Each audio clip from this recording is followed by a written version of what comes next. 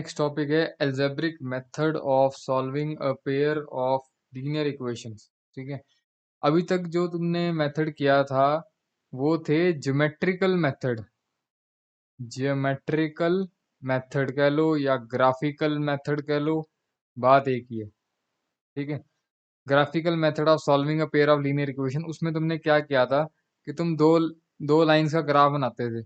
अगर तो वो दोनों लाइंस इंटरसेक्ट कर रही हैं किसी पॉइंट पे, तो हमारे पास एक सोल्यूशन आ जाता था, यूनिक सोल्यूशन। ठीक है, फिर अगर हम ग्राफ बनाते हैं कि दोनों लाइंस पैरेलल आ रही हैं, तो हम कहते हैं नो सोल्यूशन। फिर अगर हमने ग्राफ बनाया है कि दोनों लाइंस का जो ग्राफ है वो सेम ही है, तो मतलब एक लाइन के ऊपर दूसरी लाइन है, तो हम कहते थे इनफाइनाइट मैनी सोल्यूशन। ठीक है, तो ये तो हमने ग्राफिकली सॉल्यूशन निकाले थे। अब हम निकाल रहे हैं एल्जेब्रिकली, मतलब कि जो तीन मेथड आते हैं, सब्स्टिट्यूशन, एलिमिनेशन और कंप्लीटिंग द स्क्वायर मेथड। तो उससे हम सॉरी, कंप्लीटिंग द स्क्वायर नहीं, मुझे बोलना था तीसरा मेथड था क्रॉस मल्टीप्लिकेशन। ठीक है, पहला है सब्स्टिट्यूशन, फिर एलिमिनेशन, फिर क्रॉस मल्टीप्लिकेशन। अभी लिखूंगा ये मैं। तो क्रॉस मल्टीप्लिकेशन कभी सिलेबस में आ जाता है, कभी हट जाता है, तो तुम्हें मेथड आने चाहिए वैसे तीनों। फिलहाल अभी फोकस करते हैं सब्स्टिट्यूशन और एलिमिनेशन पे। तो सबसे पहला मेथड है सब्स्टिट्यूशन मेथड, नंबर सेकंड पे है एलिमिनेशन मेथड, नंबर थर्ड पे है क्रॉस मल्टीप्लिकेशन मेथड। तो अभी हम पहले दो मेथड डिस्कस करेंगे, सब्स्टिट्यूशन और एलिमिनेशन। सब्स्टिट्यूशन मेथड को समझने के लिए हम एग्जांपल 4 की हेल्प लेते हैं। Solve the following pair of equations bye substitution method. तो ये दो लीनियर इक्वेशन है, ये लाइन 1 है और ये लाइन 2 है। तो इनका सोल्यूशन निकालना है अलजेब्रिकली। अब यहाँ लिखा नहीं, लेकिन मीनिंग अलजेब्रिकली है, क्योंकि अगर ग्राफिकली कहीं वर्ड नहीं यूज हुआ तो ऑब्वियस है कि हमें अलजेब्रिकली ही सॉल्व करना है, और कोई तीसरा कोई रास्ता नहीं है। ठीक है, तो यानी कि इन दोनों लीनियर इक्वेशन को हमने सब्स्टिट्यूशन मेथड से सॉल्व करना है। ऐसी एक्स और वाई की वैल्यू निकालनी है जो दोनों इक्वेशंस को सेटिस्फाई करे, मतलब कि एक्स और वाई का पेयर लेफ्ट साइड पे डालूंगा तो right hand side equal to 2 आ जाए। उसी तरह से वही सेम पेयर एक्स वाई का जो यहाँ डाला था वो यहाँ पे डालेंगे तो left hand side equal to right hand side यानी कि 3 आ जाए। तो ऐसा कोई सोल्यूशन हमें निकालना है, ऐसा कोई पेयर एक्स और वाई का। ठीक है, तो अब ऐसा एक भी हो सकते हैं, ऐसे बहुत सारे भी हो सकते हैं, और हो सकता है कि ऐसा कोई हो ही ना, नो सोल्यूशन। ठीक है, तो अब हम सब्स्टिट्यूशन मेथड को समझते हैं। बेसिकली इसमें करना क्या होता है, या तो x या y निकाल के इस सेकंड इक्वेशन में डाल दो। ठीक है, पहली वाली इक्वेशन में से x या y दोनों में से कोई एक की वैल्यू निकाल के सेकंड में डाल दो। x या y की वैल्यू निकाल के इसी में मत डाल देना, दूसरी इक्वेशन में डालना है। ठीक है, और या फिर अगर तुम दूसरी इक्वेशन से x या y निकाल रहे हो तो वो इसमें डाल दो। अगर इसमें से x निकालना है तो x की जगह डाल दो, इसमें से y निकालना है तो y की जगह डाल दो। अब जैसे कि मैं, क्योंकि ये सेकंड इक्वेशन थोड़ी छोटी लग रही है तो मैं उसी को यूज कर रहा हूँ। इसमें से मैं x अगर निकालूंगा तो वो आ जाएगा 3 माइनस 2y, है ना। या अगर मैं इसमें से y निकालता हूँ तो वो आ जाएगा 2y is equal to 3 minus x, और y इज इक्वल टू आ जाएगा 3 माइनस एक्स बाय 2। ठीक है, तो दूसरी इक्वेशन का यूज करते हुए x की वैल्यू निकाली, अब ये x की वैल्यू यहाँ पे डाल दो।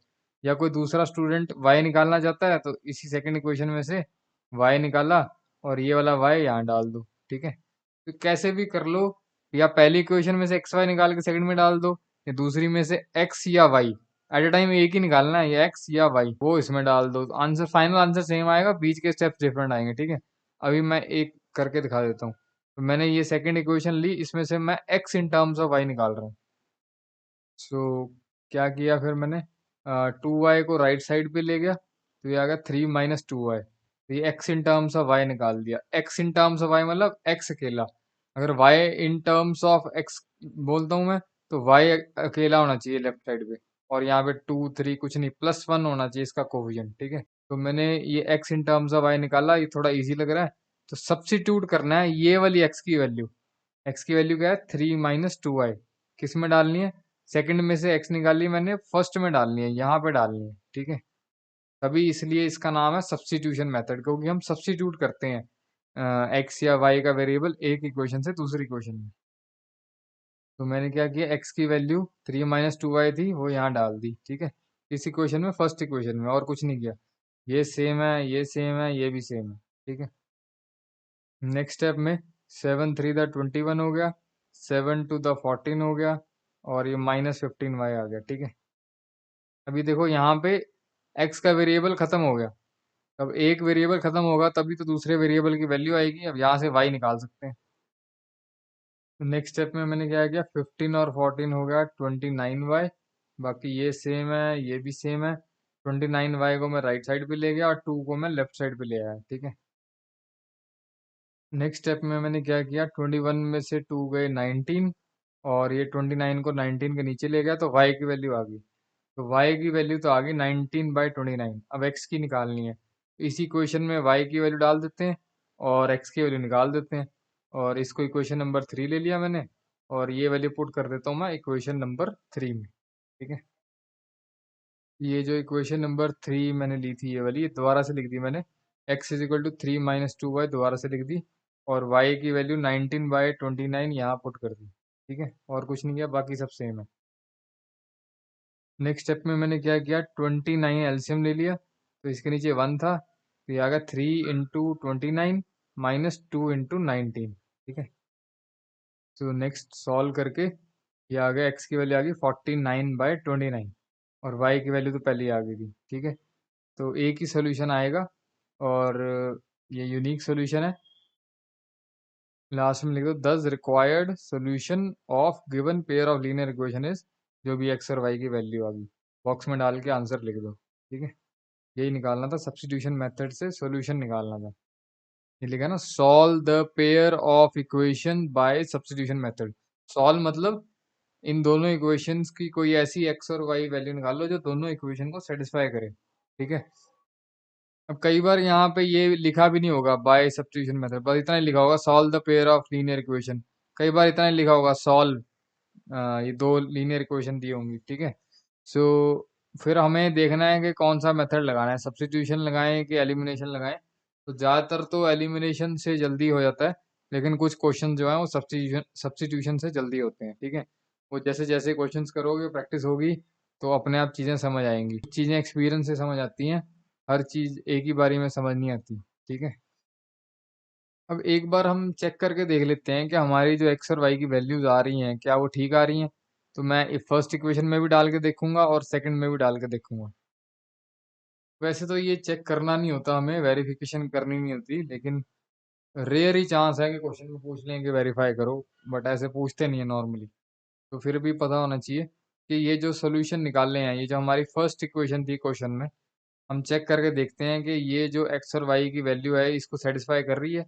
तो हमने ये वाली इक्वेशन फिर से, इसकी जो लेफ्ट हैंड साइड है वो यहाँ पे लिख दी, और x की वैल्यू ये वाली डाल दी 49/29, और y की वैल्यू ये वाली डाल दी 19/29, ठीक है। अब मैं लेफ्ट हैंड साइड सॉल्व कर रहा हूँ, तो चेक कर रहा हूँ वो इक्वल टू 2 आ रहा है या नहीं आ रहा। मैंने सॉल्व किया तो 29 एलसीएम आ गया, तो 7 × 49 आ गया 15 × 19, 7 × 49 343, 15 × 19 285, माइनस किया 58/29 आ गया, कटिंग करके 2 आ गया। यानी कि लेफ्ट हैंड साइड मैंने सॉल्व करी तो वो 2 आ रही है, जबकि राइट हैंड साइड भी हमारी 2 ही थी। तो left hand side equal to right hand side, तो इसका मतलब ये जो एक्स और वाई हमने निकाला था ये इसी का सोल्यूशन है, ठीक है। अब दूसरी इक्वेशन का भी चेक कर लेते हैं उसका सोल्यूशन है या नहीं है, क्योंकि दोनों का होगा तभी तभी वो दोनों इक्वेशंस का सोल्यूशन होगा, ठीक है। सो ये सेकंड वाली इक्वेशन जो क्वेश्चन में दी हुई है वो लिख दी मैंने, और x की वैल्यू जो निकाली थी हमने 49/29, और y की वैल्यू 19/29। तो मैं लेफ्ट हैंड साइड में पुट कर रहा हूँ जो भी वैल्यू पुट कर रहा हूँ। यहाँ पे मैंने 29 एलसीएम लिया, तो ऊपर क्या बचा, 49 + 2 × 19, 2 × 19 होगा 38, प्लस किया 87/29, वो आ गया 3। तो लेफ्ट हैंड साइड सॉल्व करके 3 आ रही है, राइट हैंड साइड भी 3 है, तो left hand side equal to right hand side होगी। तो यानी कि जो हमने एक्स और वाई की वैल्यू निकाली है वो दूसरी इक्वेशन को भी सेटिस्फाई कर रही है। तो दोनों को सेटिस्फाई कर रही है, तो मतलब यही वो वैल्यू है जो दोनों लाइंस का सॉल्यूशन है, ठीक है। तो हमने वेरीफाई करके बता दिया कि जो हमने सॉल्यूशन निकाला है वो दोनों इक्वेशन को सेटिस्फाई कर रहा है, ठीक है। तो बस इसमें इतना ही था। वेरिफिकेशन करनी नहीं है, लेकिन पता होना चाहिए कि ये सॉल्यूशन का मीनिंग क्या होता है। ठीक है। तो बेसिकली हमने सब्स्टिट्यूशन मेथड में क्या किया कि किसी एक इक्वेशन में से जो हमें छोटी लग रही हो, जैसे ये लग रही थी, इसमें से x या y निकाल के, मैंने x निकाला है, तुम y भी निकाल सकते हो। मतलब कि जैसे 2y is equal to 3 minus x, अब ये y इसमें डाल दो। ठीक है। ये वाली y की वैल्यू यहाँ डाल दो, तो फिर वो x आ जाएगा। तो लेकिन ये वाला ज़्यादा छोटा लग रहा है, तो फिर मैंने सेकंड इक्वेशन में से x निकाला और फर्स्ट में डाल दिया। ठीक है। तो सब्स्टिट्यूट किया है मैंने, सेकंड में से x निकाल के सेकंड में सब्स्टिट्यूट किया है, इसीलिए इसका नाम है सब्स्टिट्यूशन मेथड। ठीक है। बाकी और क्वेश्चंस करोगे धीरे धीरे और क्लियर हो जाएगा। That's it.